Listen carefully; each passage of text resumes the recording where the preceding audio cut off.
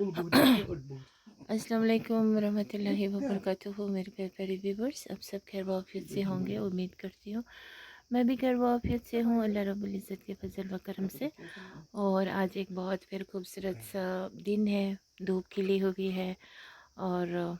Environment बहुत ही beautiful लग रहे हैं। शुक्र अल्हम्दुलिल्लाह। तो हाँ, एक बार सब सही में फ़ायरन पहने हुए हैं क्योंकि सुबह शाम सर्दी होती है और फजर नमाज के टाइम सर्दी बहुत होती है, पर बहुत मतलब बहुत ही मज़े वाली सर्दी होती है। तो इसीलिए इकबाल साहब ने फ़ायरन पहने हैं। तो अच्छी बात है, इंसान को खुद को ठंडा गर्म रखने का हक है गर्मी में सर्दी। और देखिए ये जो बिल्ली है हमारी, फ़ायरन का बहुत ही वो है, इसको फ़ायरन बहुत ही पसंद है। जब भी विंटर आते हैं फ़ायरन पहनते हैं, बिल्ली इसी तरह से इकबाल साहब के साथ हो लेते हैं। एक फ़ायरन के अंदर है, एक फ़ायरन के बाहर है, दोनों एक दूसरे को वो दे रहे हैं, कनेक्टेड है, एक बाहर एक अंदर। So this is there what to say, इनका ब्यूटीफुल सा एक्टिविटीज़ है जो हमें बहुत दिल को लुभाते हैं।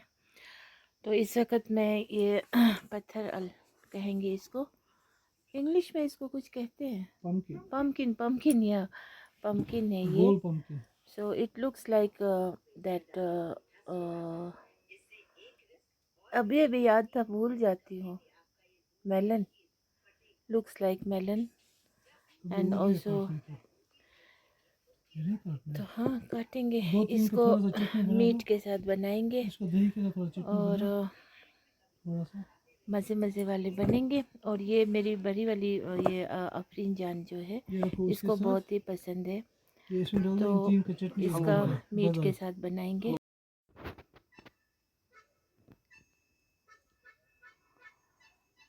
फिर काम के बीच में अफरीन जान इस तरह से लटकती है और कभी यहाँ से कूदने को भी कोशिश करती है क्योंकि इसको अच्छा लगता है। और दूसरा देखिए, रेस्ट ले रही है, बहुत ही फ़नी एक्टिविटीज़ करती है मुझे हंसाने के लिए। So I love both of them so much.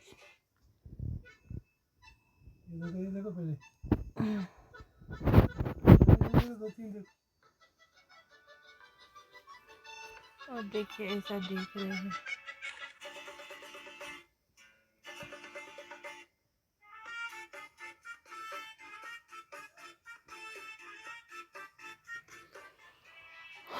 और लाइफ ब्यूटीफुल है, लाइफ को ब्यूटीफुल से जीना चाहिए।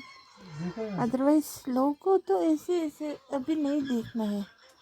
लोग तो ऐसे ऐसे हरकतें करते हैं ना कि लोगों को दमा ख़त्म नहीं होते हैं। लोग सिर्फ अपने बारे में सोचते हैं, दूसरों के बारे में सोचते ही नहीं हैं। लोगों के पास जितने भी हो तब भी दमा इनके ख़त्म नहीं होते हैं। आखिर एक दिन तो मर के जाना है, कब्र में क्या लेके जाना है, सब कुछ यहीं छोड़ छाड़ के जाना है। और मसले जो आपस का इंसान का हकूकुल्लाह एंड हकूकुल इबाद, मसले जो इंसान के आपस का होता है, ये बहुत बड़ा मसला होता है और संगीन मसले होते हैं। और इनमें से एक दूसरे का हक अमानत खाना, झूठ बोलना, दगा करना और ख़ासकर ज़मीन जायदादों को लेकर के जो मसले होते हैं, वो बहुत ही जहन्नम सीधा रस्त होने वाले गुनाह है ये। किसी का मतलब होता है ना, मतलब जायदाद को लेके, ज़मीन को लेके किसी का हक खा जाना, किसी का भी मतलब 1 रुपया भी क्यों ना हो, या फिर ज़मीन का 1 इंच क्यों ना हो, किसी का मतलब खा जाना, उस पर कब्ज़ा करना, ये सब बहुत बड़ी गुनाह है। फिर रहेगा क्या अगर कोई किसी के लिए कुछ कर रहा हो, उस ज़मीन के लिए अपने ईमान को बेच रहा हो। आखिर में खुद मर जाएंगे तो पीछे से तो कोई सवाबी इरसाल भेजने वाले भी नहीं होंगे, बस सिर्फ उसी ज़मीन जायदाद के पीछे फिर भी लड़ रहे होंगे। क्योंकि जैसे जैसे घर का माहौल होगा वैसे वैसे उस घर के लोगों का भी सोच समझ अकल मुझे ये आएंगे। तो बहुत सारी बातें हैं जो, और बाकी जो भी इंसान हो, जो अपने लिए पसंद हो वो दूसरों के लिए भी सोचना चाहिए। کسی کے پاس 2 3 3 4 4 مکان ہوتے ہیں، اللہ ان کو اور بھی دے، لیکن کسی کے پاس کچھ ہوتا ہی نہیں ہے، تب بھی وہ جو ہونے والے لوگ ہیں ان کو ذرا سا بھی احساس نہیں ہوتا ہے دوسروں کا، اور دوسروں کی ماں بیٹیوں پہ ان کا کچھ بھی احساس نہیں ہوتا ہے، ورنہ جیسے خود کے ماں بہن بیٹیاں ہو ویسے دوسروں کی جوان بیٹی، جوان ماں، جوان جو بھی گھر میں حضرات ہوں گے ان کے لیے ان کو تھوڑی سی سو احساس ہونی چاہیے، جو اپنے لیے پسند ہو وہ دوسروں کے لیے بھی بول کے، لیکن آج دنیا میں یہ سب نہیں ہوتا ہے، لیکن کب تک، کتنے سال جئیں گے پھر، 50 سال 60 سال 70 80 90 100 کراس کیا تو لوگ بھی 100 تو کیا، آج تو 60 70 میں ہی لوگ انتظار بھی کر رہے ہوتے ہیں، گزرنے کے بعد ان کا ویلیو بھی نہیں ہوتے ہیں، مطلب ہاں اب تو وقت تھا ان کا تو چل بسا، اس طرح سے ہوتے ہیں، لیکن بہت ہی افسوس کی بات ہے، کیونکہ آپس میں محبت ہے تو کوئی گزر بھی جاتا ہو تو اس کے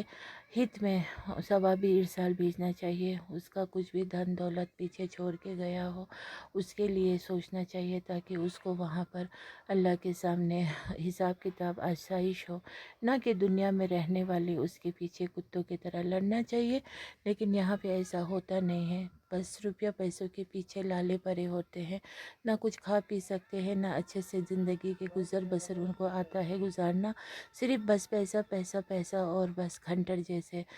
گھروں میں رہ رہے ہوتے ہیں، کتے جیسے مطلب حرکتیں ہوتے ہیں، ان کے کتے بھی بہتر ہوتے ہیں یہ ایسے انسانوں سے جو جس کے دل میں احساس نہ ہو، رحم نہ ہو، انسانیت نہ ہو، بات نہ سمجھتا ہو، صرف اپنا اپنا پانس پانس سمجھتا ہو، وہ کتے تو پھر بھی وفادار ہوتے ہیں، کتے یا اور باقی بس یہی بات ہے، بس نیت کو صاف رکھیے اور اچھی اچھی سوچ رکھیے، اور جس گھر میں یتیم بچے پل رہے ہو ان کے ساتھ بالکل ایک دم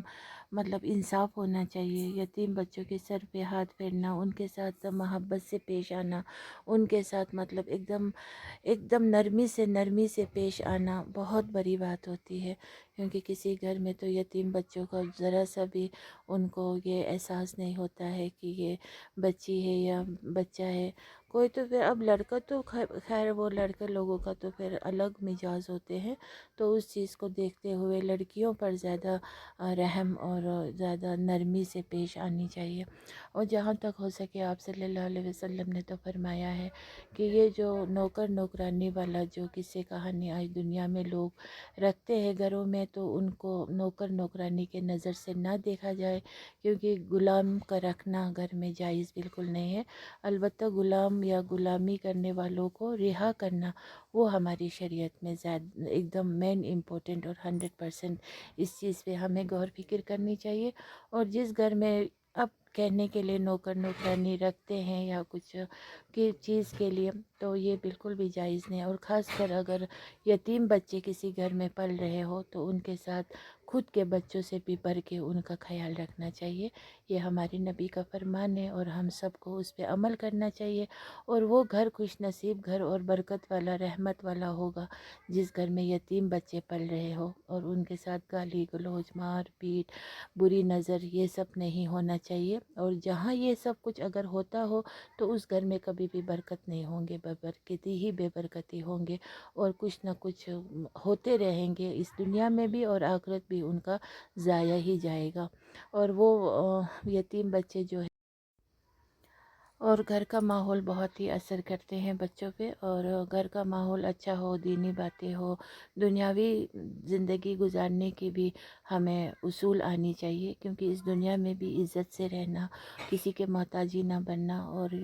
یا مطلب اس دنیا میں عزت سے رہنا بہت بڑی بات ہے، تو جیسے گھر کا ماحول ہوگا ویسے وہ یتیم بچیاں بھی سیکھ جائیں گے، اور ان کو صراط المستقیم پہ چلانا، ان کو مطلب لڑکی ہے تو ان کو اچھی طرح سے اپنی بیٹی جیسے سمجھ کے کوئی فرق نہ کرتے ہوئے پیار کرنا، ان کا مطلب چھوٹی چھوٹی غلطیوں کو نظر انداز کرنا، درگزر کرنا، یہ سب جو لوگ کر رہے ہوں گے تو واقعی میں ان کو